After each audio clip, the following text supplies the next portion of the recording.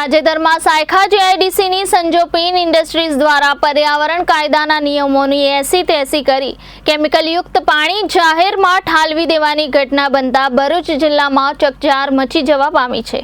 અહેવાલ મુજબ સાયખા જીઆઈડીસી સ્થિત સંજોપિન ઇન્ડસ્ટ્રીઝ દ્વારા શુક્રવારના રોજ દિવાલમાં બાકોરું પાડીને માનવ પશુ જળચર તથા પર્યાવરણ માટે હાનિકારક એવા કેમિકલયુક્ત પાણીના મોટા જથ્થાને જાહેરમાં ઠાલવી દઈ પર્યાવરણને ગંભીર નુકસાન પહોંચાડ્યું છે।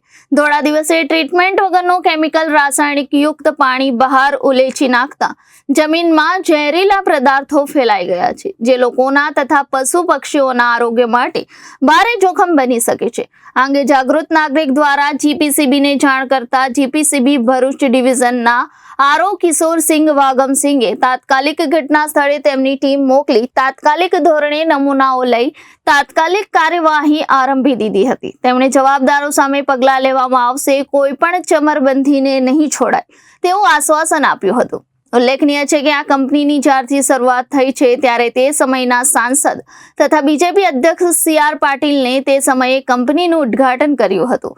હાલ તેઓ જ્યારે જલશક્તિ વિભાગના કેન્દ્રીય પ્રધાન બની ગયા છે ત્યારે તેમના નામની અને તેમના કટઆઉટનો સહારો જળશક્તિ વિભાગના કેન્દ્રીય મંત્રીના ફોટાની આડમાં પ્રદૂષિત જળ વાતાવરણમાં ઠાલવવાની હીન પ્રવૃત્તિ સંજોપિન ઇન્ડસ્ટ્રીઝ દ્વારા કરવામાં આવી હતી। આમ પ્રજાને તથા જીપીસીબી તંત્રને કેન્દ્રીય મંત્રી પણ અમારી સાથે છે તેવું બતાડી ગર્ભિત રીતે ડરાવવાની કોશિશ પણ શું કરી રહેલ છે, જેથી આ અંગે CR પાટીલ કંપની સામે કોઈ કેસ કે કાર્યવાહી કરશે અને તેમના કટઆઉટનો દુરુપયોગ કરનાર સંજોપિન કંપની શું પ્રજા સેવક પાટીલ સાહેબને બદનામ કરવાનું કામ કરી રહી છે એવા ભરૂચ જિલ્લાની પ્રજામાં અટકળો ચાલી રહી છે।